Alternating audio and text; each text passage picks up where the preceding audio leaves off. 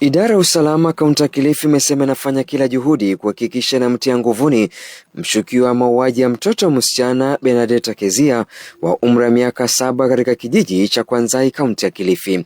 Naibu kamishna eneo la Kilifi Kaskazini Samuel Mtisia amesema tayari maafisa DCI wanamsaka jamaa huyo ili kuhakikisha mwathiriwa wanapata haki. Wananchi wetu wakuwe watulivu, askari wetu na kitengo chetu cha DCI kikiendelea na kufanya uchunguzi na kutafuta hawa wahalifu, na tumetoa himizo kwa hicho kitengo kwamba tusaidiane sisi wote na information yoyote ili tuweze kushika hawa wahalifu kwa haraka kwa muda mfupi sana ambao unawezekana. Akihutubia wanahabari baada ya kufanya kikao na viongozi wa kaunti ya Kilifi na wakuu wa usalama, Mtisia amesisitiza kwamba kuna maandamano yatakayofanyika Kilifi, kwani swala hilo linashughulikiwa na maafisa wa usalama. Hatutakuwa na procession, but tutakusanyika Karisa Maitha. You know, people want information, and information is not from procession. Information is from people gathering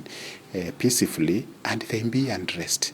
Mwakilishi wa kike kaunti ya Kilifi Gertrude Mbeyu ametaka idara ya usalama kuhakikisha mshukiwa huyo wa kitendo hicho cha kinyama anakamatwa kwa muda siku 3 na kufikishwa mahakamani.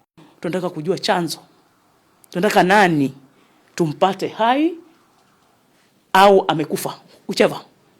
Lakini tujue ni nani adui yetu katika jamii.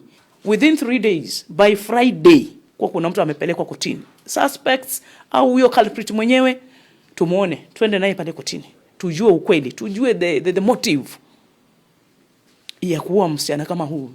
Kiongozi huyo hata hivyo amesema maandamano ya amani yaliyopangwa kufanyika siku ya Jumatano yamehairishwa na wakazi watakusanyika katika uwanja wa Karisa Maitha mjini Kilifi kujadili jinsi ya kukomesha visa hivyo. Kulikuwa tumeandaa maandamano, lakini baada ya mkutano huo ambao umeweza kuongozwa na DCC wetu, tumekubaliana kama viongozi, kina mama wote unawaona, OCPD iko hapa, Kilifi North, DCIO iko hapa, tukakubaliana kwa sababu ya hali ya nchi vile iko na mambo ya maandamano, tukaelezana wengine wanaweza take advantage ya hiyo procession.